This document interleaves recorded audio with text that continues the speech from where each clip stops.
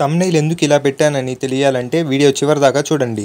Hello guys, ఫ్రెండ్స్తో కలిసి one day trip వెళ్దాం అనుకుంటున్నారా? కానీ ఎక్కడికి వెళ్ళాలో తెలియక కన్ఫ్యూజ్ అవుతున్నారా? అయితే ఈ వీడియో మీకోసమే. ట్రిప్కి వెళ్ళాలంటే జస్ట్ మీ దగ్గర 500 ఉంటే చాలు. ఈ ట్రిప్ మరెక్కడికో కాదు, మన చెన్నై మెరీనా బీచ్ కి. స్మాల్ ఇంటర్ఫిరెన్స్, ట్రిప్ వచ్చి తిరుపతి టు చెన్నై. 140 రూపీస్లోనే మీరు చెన్నైకి వెళ్ళడం రావడం రెండు జరిగిపోతాయి. అలాగే train timings, train cost, train ఏ ప్లాట్ఫామ్లో ఎక్కాలా అనే ఇన్ఫర్మేషన్ కోసం వేరీస్ మై ట్రైన్ అనే యాప్ని యూస్ చేసుకోవడం వల్ల మనకి చాలా హెల్ప్ఫుల్గా ఉంటుంది. ఇక ఫుడ్ విషయానికి వస్తే నేను మాత్రం ఇంట్లో ప్రిపేర్ చేసుకున్న ఫుడ్నే తీసుకుని వెళ్ళాను. మీరు కూడా హోమ్ ఫుడ్నే తీసుకుని వెళ్తే ఇంకా బడ్జెట్ 400 లోపునే కంప్లీట్ అవుతుంది. చిన్న గమనిక, రైల్వే స్టేషన్లో ఉన్నంత వరకు మీ టికెట్లను మీరు జాగ్రత్తగా పెట్టుకోండి. ఎందుకంటే మిమ్మల్ని ఎప్పుడన్నా చెక్ చేయగలడు. కాబట్టి చెన్నై స్టేషన్ బయట వచ్చేదాకా కూడా టికెట్ని జాగ్రత్తగా పెట్టుకోండి. ఇంకా సెంట్రల్ బయటకు వచ్చి రోడ్ క్రాస్ చేసుకుంటే రైట్ సైడ్ లోనే బస్ స్టాప్ ఉంటుంది. స్క్రీన్ మీద ఇచ్చిన నంబర్ బస్సులు మిమ్మల్ని బీచ్ కి తీసుకెళ్తాయి. లేదు మీరు బస్ నెంబర్స్ బాగా కన్ఫ్యూజ్ అవుతున్నారంటే మెరీనా బీచ్ కి వెళ్లే వాళ్ళు చాలా మంది ఉంటారు. వాళ్ళ సహాయం తీసుకోవడం ద్వారా మీరు ఈజీగా వెళ్ళగలరు. లేదు మేము బస్ కన్నా వాక్ నే ప్రిఫర్ చేస్తామంటే చెన్నై సెంట్రల్ నుంచి మెరీనా బీచ్ కి జస్ట్ 6 కిలోమీటర్స్ ఉంటుంది. మీరు బాగా వాక్ చేసే పర్సన్ అయితే ఇది చాలా సింపుల్. వాక్ చేసే పర్సన్ అయితే ఈ లెఫ్ట్ సైడ్ లో ఉన్న బ్రిడ్జ్ ని పట్టుకుని స్ట్రైట్ గా వెళ్ళాలి. ఈ బ్రిడ్జ్ త్రూ